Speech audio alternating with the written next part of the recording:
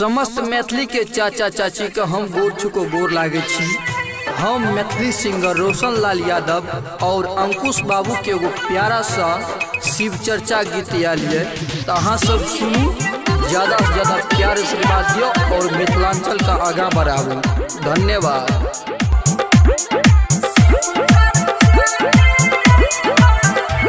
शिव चर्चा में यही है, शिव के गुरु बनई है, शिव के गुरु बनई है।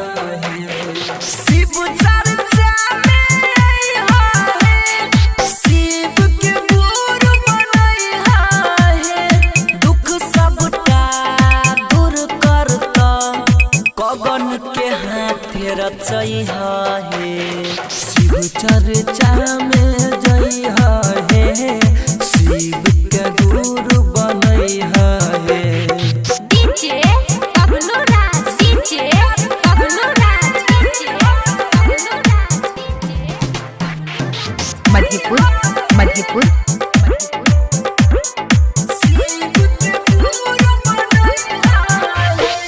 गुरुवर के छै महिमा महान है, एकरा के जाने छै दुनिया जहान है। गुरुवर के छै महिमा महान है, एकरा के जाने छै दुनिया जहान है। गुरु बहिना के बतई है, शिव चर्चा में आई है। कगन के हाथ रचई है, शिव चर्चा में आई है।